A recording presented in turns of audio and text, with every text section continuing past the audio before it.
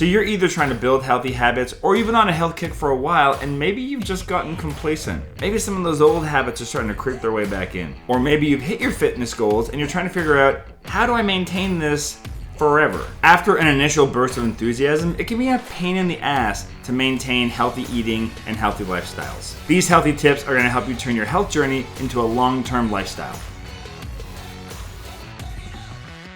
I'm Jeremy and welcome to the channel. For those of you that don't know, I went through a pretty big body transformation myself. I lost pretty much half of my body weight. I did that by eating a whole food plant-based diet. Now that doesn't mean that you have to eat a whole food plant-based diet to follow these tips. A lot of them are usable no matter where you're at. Speaking of where you're at, let me know where you're watching this from. I live in Toronto, Ontario, Canada. Let me know in the comments below where you're at on your health journey. What are the biggest challenges you've had in maintaining healthy habits? Is it work?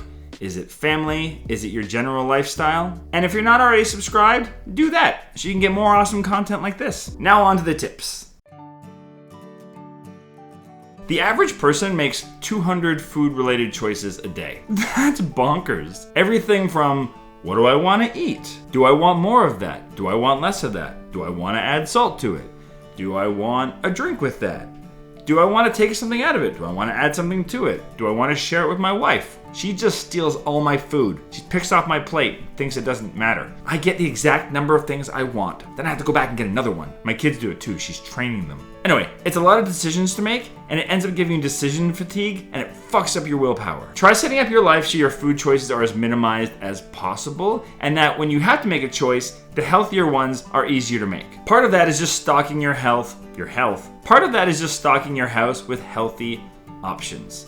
Keep good stuff in the house. Keep those things you can't resist out of the house. Chef AJ says that if it's in the house, it's in your mouth. And if you're running errands, bring something with you. Pack some nuts or some seeds or some baby carrots or an apple. That way you're not tempted to run into a corner store or grab a muffin at a coffee shop. And if you work in an office, keep healthy snacks in your desk drawer or your work area. Make sure you label them so people don't steal them.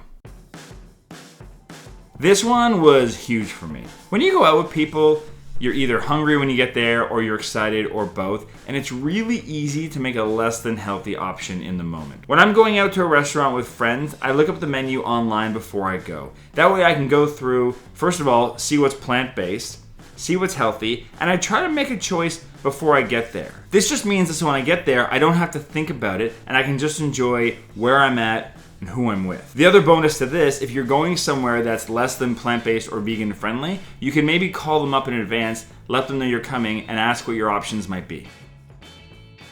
I know that my ability to make good choices is directly connected to how hangry I am in the moment. Making decisions requires a lot of effort, so you can't make them when you're tired or hungry or annoyed. Keep healthy snacks nearby wherever you are so you can grab them at a moment's notice. The longer those feelings build up, the more likely you are to make an unhealthy choice if it's available.